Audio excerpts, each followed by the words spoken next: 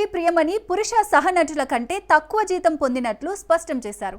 గతంలో ఇది బాధ కలిగించినా ఇప్పుడు పట్టించుకోవడం లేదని తెలిపారు. తన విలువ తెలుసునని, డిమాండ్ చేసిన జీతం మాత్రమే తీసుకుంటానని పేర్కొన్నారు. ప్రముఖ నటి ప్రియమణి ఆసక్తికర వ్యాఖ్యలు చేశారు. తాను పురుష సహనటుల కంటే తక్కువ జీతం పొందినట్లు ఆమె ఒప్పుకున్నారు. గతంలో ఈ అంశం తనను బాధపెట్టినా ఇప్పుడు దీన్ని పట్టించుకోవడం లేదని స్పష్టం చేశారు. తన నటన విలువ బాగా తెలుసని, అందుకు తగ్గట్టు జీతం మాత్రమే డిమాండ్ చేస్తానని ప్రియమణి వెల్లడించారు. ఎక్కువ కానీ తక్కువ కానీ తీసుకోనని ఆమె ధీమా వ్యక్తం చేశారు. ఈ విషయంపై ఆమె స్పందన సినీ రంగంలో చర్చనీయాంశంగా మారింది. మహిళా నటుల జీతం అంశం మరోసారి ఉపరితలమైంది. జాతీయ అవార్డు గ్రహీతగా ఆమె ప్రతిభకు ఎలాంటి సందేహం లేదు.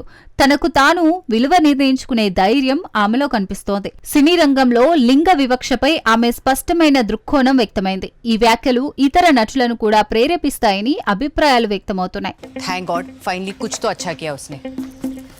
और हमारे प्यारे तिवारी जी మెగా మైనల్లుడు సాయిధరం తేజ్ తదుపరి చిత్రం రిపబ్లిక్ 2 అని వచ్చిన వార్తలు అంతా ఫేక్ అని తెలిసింది.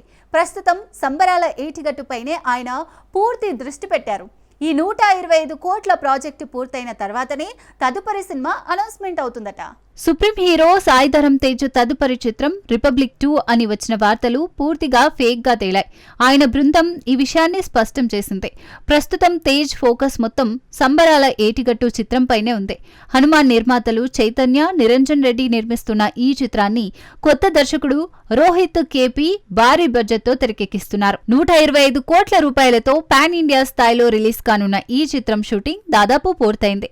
ఇంకా 2 షెడ్యూల్స్ మాత్రమే మిగిలి ఉన్నాయి. ఇప్పటికే విడుదలైన ప్రమోషనల్ కంటెంట్ భిన్నమైన అనుభూతిని కలిగిస్తోంది. ఈ నేపథ్యంలో తేజ్ తదుపరి చిత్రం గురించి వచ్చిన ఊహాగానాలను ఆయన బృందం కొట్టిపారేసింది. సంబరాల ఏటిగట్టు పూర్తయిన తర్వాతనే తదుపరి ప్రాజెక్టు ఫైనల్ అవుతుందని స్పష్టం చేశారు. అధికారిక ప్రకటన కోసం అభిమానులు ఎదురు చూడాల్సి ఉంటుంది. మిగతా రూమర్లను నమ్మవద్దని బృందం సూచించింది.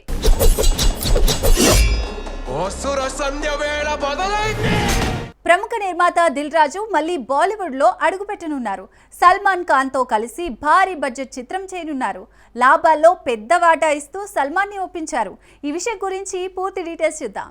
హిట్, జెర్సీ వంటి తెలుగు చిత్రాల హిందీ రీమేక్లను నిర్మించిన దిల్ రాజు మళ్లీ బాలీవుడ్ లో సందడి చేయనున్నారు. 2 పెద్ద చిత్రాలు చేయనున్నారు. మొదటి చిత్రానికి వంశీ పైడిపల్లి దర్శకత్వం వహిస్తారు. ఈ చిత్రానికి సల్మాన్ ఖాన్ అధికారికంగా అంగీకారం తెలిపారు.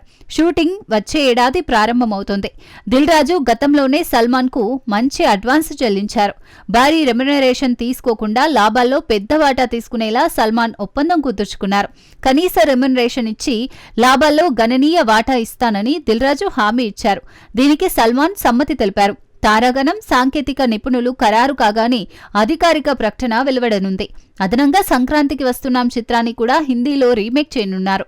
ఈ ప్రాజెక్టు కూడా వచ్చే ఏడాది ప్రారంభమవుతుంది. దిల్ రాజు ఈ 2 చిత్రాలతో బాలీవుడ్ లో మరోసారి సత్తా చాటనున్నారు.